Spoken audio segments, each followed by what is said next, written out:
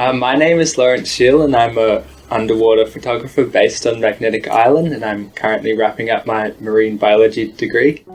My mission is to raise awareness for Australia's underappreciated marine life. I first got into snorkeling and diving on a family holiday to Lord Howe, and that's when I first snorkeled and witnessed the sheer imagination and mysterious wonder of the ocean and all its inhabitants. I've been hooked ever since. Fringing reefs don't get the same attention as the outer reefs, and that is mainly due to the lack of exposure they have. So not many people are aware of the great biodiversity that lives on our fringing reefs.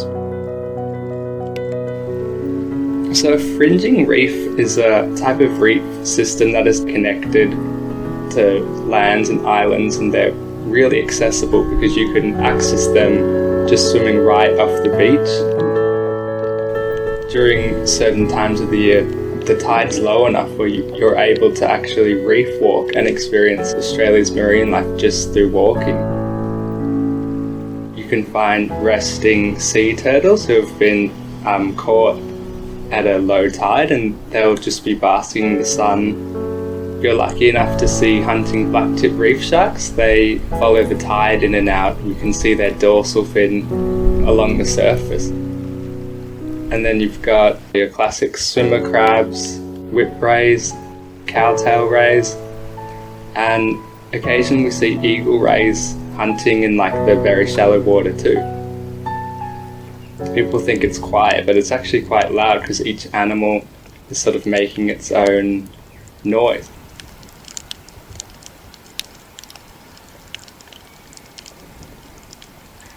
So my favourite group of animals to find are the cephalopods, so that's cuttlefish, octopus, squid and nautilus. I've always been drawn to them and I just find them fascinating. Just their otherworldliness and intelligence. You can see it in their eyes as they're looking back at you. When I first moved to the island, I asked all the locals if they've ever seen an octopus. They would tell me, "Oh, we don't get octopus here."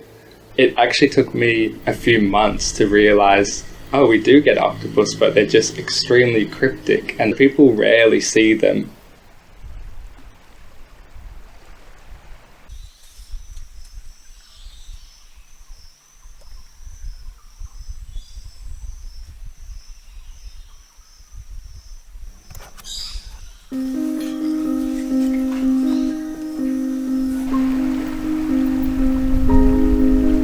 So we're out here at night because majority of marine species are nocturnal.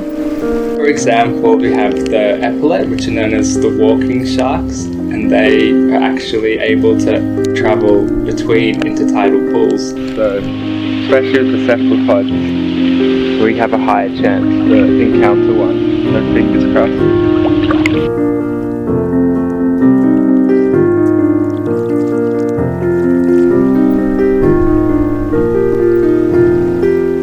So we've just found a den of a red spot night octopus. If you can see here, he's burrowed out a nice tunnel with rubble surrounding it, and not many people see them because of the fact they're nocturnal, hence their name.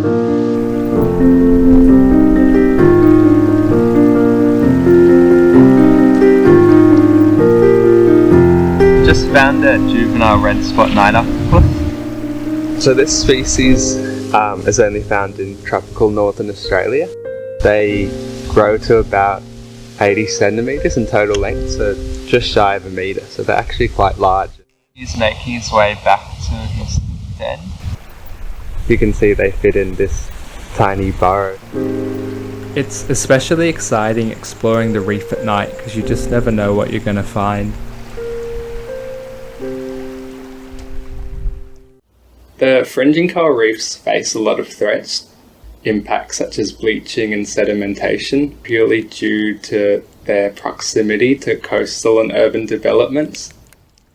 Our green zones do a good job at preventing overfishing, however that does not account for the effects of sedimentation. So the shipping channel is incredibly close. Here on the island it's only a few kilometres away. What happens when they dredge their shipping channels is digging up the substrate to allow a deeper shipping channel, the dumping ground sediment gets resuspended, and unfortunately the predominant wind mass is southeasterly, blowing all the sediment back onto our beautiful island. When corals are smothered, they're devoid of nutrients and sunlight, so they perish.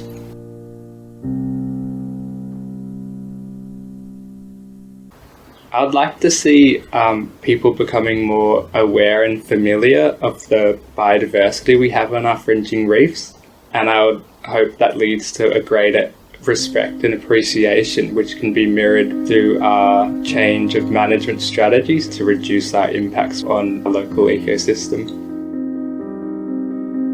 I say to everyone to just pick up a snorkel, find a dive buddy and go and experience it for yourself. Get some oyster shoes and go on a local reef walk. And then I encourage people to share your stories, post on social media, engage with your local communities, spread the word that these fringing reefs are in fact full of vibrant diversity of marine life.